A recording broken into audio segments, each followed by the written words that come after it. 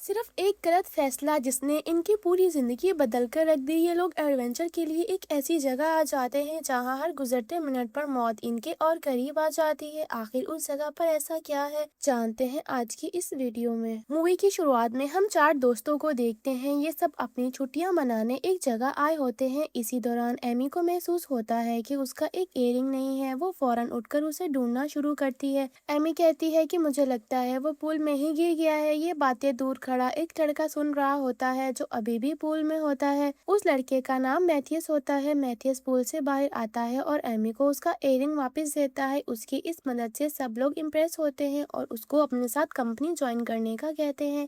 باتوں باتوں میں جیف اس سے پوچھتا ہے کہ کیا وہ یہاں اکیلا آیا ہے، جس پر میتھیس بتاتا ہے کہ نہیں، وہ اپنے بھائی کے ساتھ یہاں آیا تھا، لیکن اس کا بھائی اپنی ایک دوست کے ساتھ کسی کھوج میں چلا گیا ہے۔ بس میں کل اسے ہی ڈھونڈنے جانے والا ہوں۔ جیف اس سے اس جگہ کے بارے میں پوچھتا ہے تو وہ کہتا ہے کہ اس جگہ کے بارے میں بس کچھ ہی لوگوں کو پتا ہے، اصل میں وہ جگہ کسی میپ میں بھی نہیں ہے۔ یہ سن کر وہ تھوڑا حیران ہو جاتے ہیں۔ ایری کہتا ہے کہ اسے بھی اس جگہ پر جانا ہے۔ باقی لوگ بھی وہاں جانے کے لیے تیار ہو جاتے ہیں۔ اگلی صبح ہم دیکھتے ہیں میتھیس ایک لڑکے سے میپ بنوا رہا ہوتا ہے جہاں وہ لوگ جانے والے ہیں۔ اصل میں وہ اندازے سے میپ بنوا رہا ہوتا ہے۔ اس جگہ کے بارے میں تھوڑا بہت اس کے بھائی نے اسے بتایا ہوتا ہے۔ اگلے سین میں ہم دیکھتے ہیں کہ وہ لوگ کوبا نام کے ایک چھوٹے سے قصبے میں پہنچ جاتے ہیں۔ بس سے اترنے کے بعد میتھیس بتاتا ہے کہ اب انہیں ٹیکسی سے لگ بھگ 18 کلومیٹر جانا ہوگا اور اس کے بعد جنگل کے راستے تقریباً 4 کلومیٹر پیدل چلنا ہوگا۔ ایری کہتا ہے کہ یہاں تو کوئی ٹیکسی نظر نہیں آ رہی، ہم لوگ اس جگہ تک کیسے جائیں گے؟ اب اتنے میں بس آگے نکلتی ہے اور اس کے پیچھے ایک ٹیکسی کھڑی ہوتی ہے۔ میتھیس ٹیکسی ڈرائیور کے پاس جاتا ہے اور اسے اس جگہ پر جانے کے لیے کہتا ہے، لیکن ٹیکسی ڈرائیور وہاں جانے سے منع کر دیتا ہے۔ پھر وہ اسے زیادہ پیسے دیتا ہے۔ اسی لالچ میں وہ وہاں جانے کے لیے تیار ہو جاتا ہے اور پھر وہ لوگ جنگل کی طرف روانہ ہو جاتے ہیں اور کچھ ہی دیر بعد ٹیکسی ڈرائیور ان لوگوں کو ان کی بتائی ہوئی جگہ پر چھوڑ دیتا ہے اور بنا کچھ کہے واپس چلا جاتا ہے۔ یہی مووی ایک ایڈونچر کی طرف ٹرن لیتی ہے۔ ڈرائیور پہلے ہی کئی بار منع کر چکا تھا کہ یہ جگہ ٹھیک نہیں اور اب بنا کچھ کہے چلا جاتا ہے۔ ایسا لگتا ہے کہ جیسے اسے پہلے سے پتا ہو کہ یہ لوگ شاید اب کبھی واپس نہ آ سکے۔ ایمی کو اچانک خیال آتا ہے کہ وہ لوگ واپس کیسے جائیں گے؟ جس ٹیکسی کی مدد سے وہ لوگ یہاں تک آئے تھے اب وہ بھی جا چکی ہے، تو وہ لوگ واپس آخر کیسے جائیں گے؟ جس پر میتھیس کہتا ہے کہ میرے پاس فون ہے، ہم کسی کی ہیلپ لے کر واپس جا سکتے ہیں، اور اس کے بعد وہ لوگ آگے بڑھنے لگتے ہیں۔ راستہ کافی لمبا ہوتا ہے لیکن وہ لوگ بنا رکے آگے بڑھتے رہتے ہیں۔ جنگل میں کافی زیادہ مچھر بھی ہوتے ہیں جو انہیں پریشان کر رہے ہوتے ہیں۔ کافی دیر تک چلنے کے بعد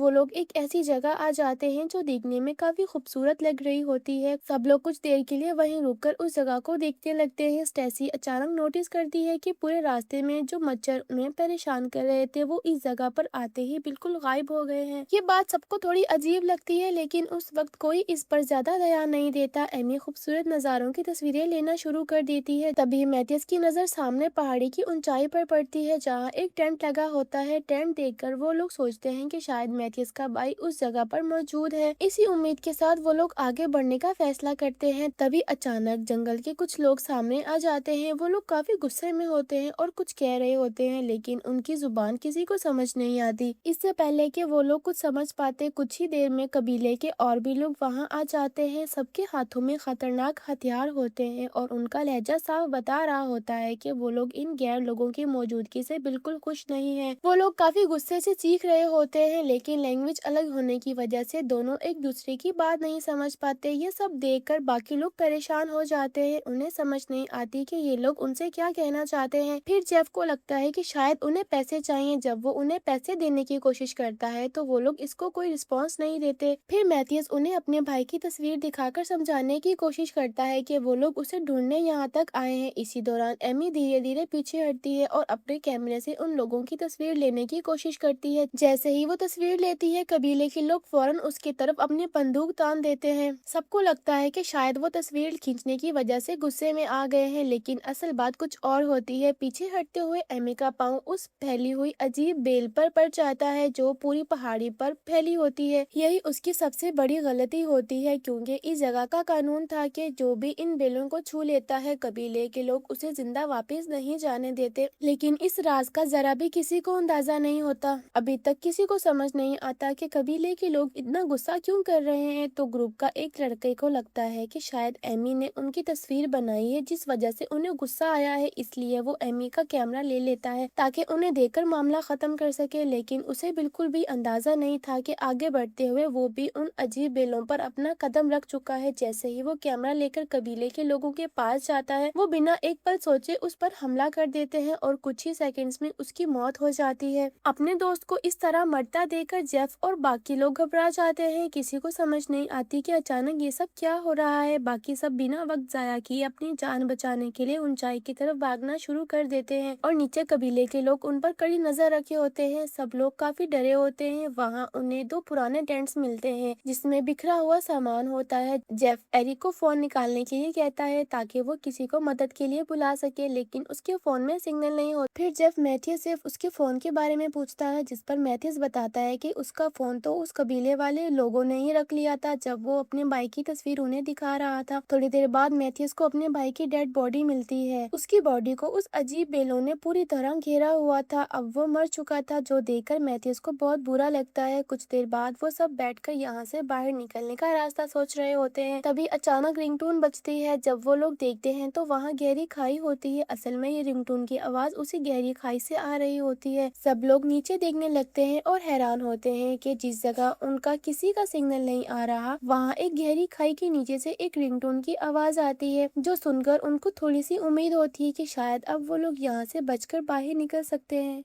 मैथियस कहता है कि वो नीचे जाकर फोन लेकर आएगा और जब वो नीचे जा रहा होता है, एमी की नजर रस्सी पर पड़ती है जो टूट रही होती है। वो देखते ही फौरन जेफ को बताती है। जेफ मैथियस को ऊपर खींचने लगता है और देखते ही देखते रस्सी टूट जाती है। मैथियस सीधा उस गहरी खाई में जाकर गिर जाता है। ये देखकर बाकी लोग काफी ज्यादा परेशान हो जाते हैं।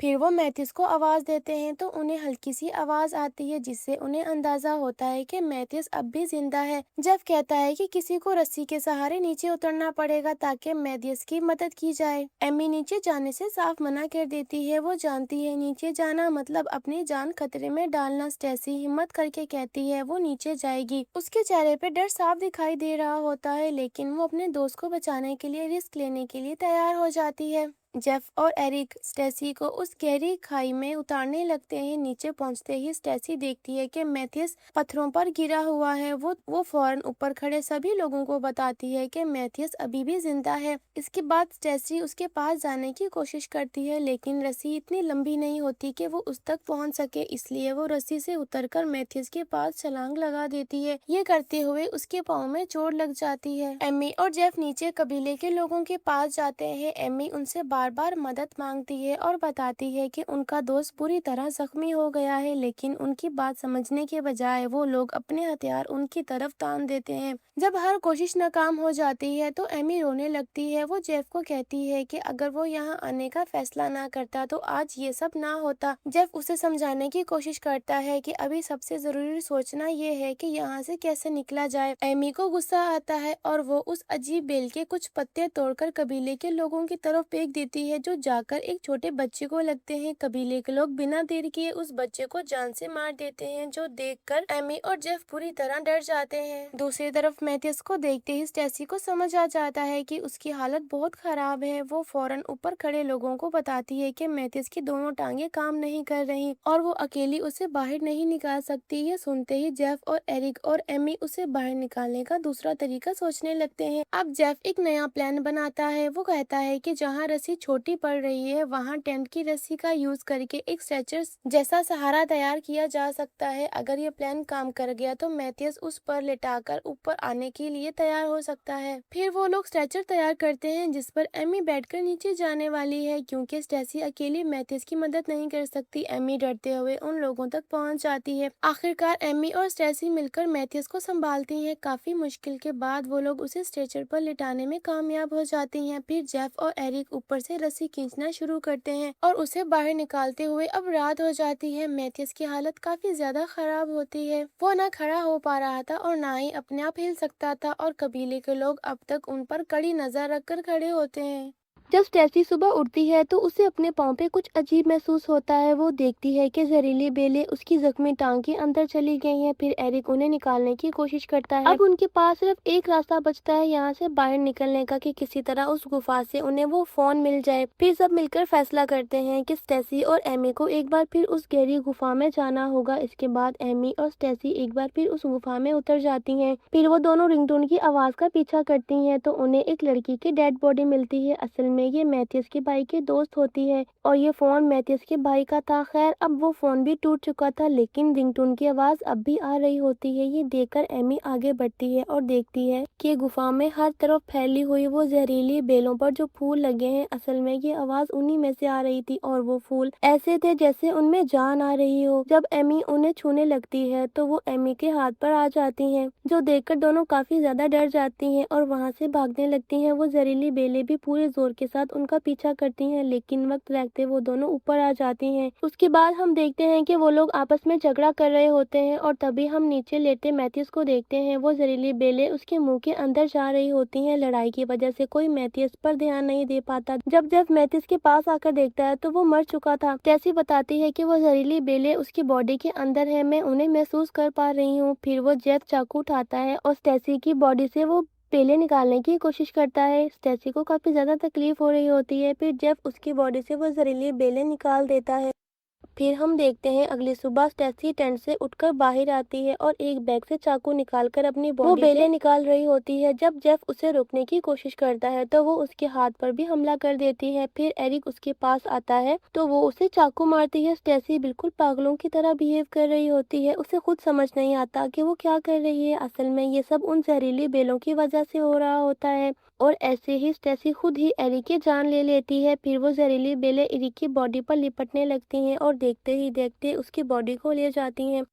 اس کے بعد اسٹیسی کی حالت بھی کافی زیادہ خراب ہونے لگتی ہے۔ وہ کہتی ہے کہ مجھے مار ڈالو، میں یہ تکلیف برداشت نہیں کر پا رہی اور جیف کو نہ چاہتے ہوئے بھی یہ کرنا پڑتا ہے۔ پھر جیف اور ایمی ایک پلان بناتے ہیں۔ جیف کہتا ہے کہ میں ان کا دھیان بھٹکانے کی کوشش کروں گا، تم یہاں سے نکل جانا، جس پر ایمی اسے وعدہ لیتی ہے کہ تم میرے انتظار کرنا، میں تمہیں لینے واپس ضرور آؤں گی۔ پھر پلان کے مطابق جیف نیچے آتا ہے، اس نے ایمی کو گود میں اٹھایا ہوتا ہے جس سے لگے کہ وہ مر چکی ہے۔ جیف ایمی کو نیچے زمین پر لٹا کے آگے کی طرف بڑھتا رہتا ہے تاکہ قبیلے کے لوگ بھی اس کے ساتھ آگے بڑھتے رہیں اور ایمی کو بھاگنے کا موقع مل جائے۔ وہ جان بوجھ کر ان کا دھیان بھٹکانے کی کوشش کرتا ہے اور باتوں ہی باتوں میں وہ ایمی کا نام لیتا ہے جس سے ایمی کو پتا چلتا ہے کہ اب وہ بھاگ سکتی ہے۔ پھر وہ فوراً اٹھ کر وہاں سے بھاگ جاتی ہے اور قبیلے کے لوگ جیف کو جان سے مار دیتے ہیں۔ تبھی انہیں پتا چلتا ہے کہ ایمی بھاگ گئی ہے۔ وہ سبھی لوگ ایمی کو پکڑنے کے لیے اس کے پیچھے بھاگتے ہیں۔ ایمی جنگل میں بنا رکے بھاگ رہی ہوتی ہے اور وہ لوگ بھی ایمی کے پیچھے ہوتے ہیں، اس پر حملے کر رہے ہوتے ہیں۔ آخر میں ہم دیکھتے ہیں کہ ایمی گاڑی تک پہنچ گئی ہے اور گاڑی لے کر وہاں سے جا رہی ہے، لیکن اس کے ساتھ بھی وہی ہوتا ہے جو باقی لوگوں کے ساتھ ہوا، مطلب کوئی اس زہریلی بیلوں سے نہیں بچ سکا۔ اور اسی کے ساتھ یہ مووی یہاں ختم ہو جاتی ہے۔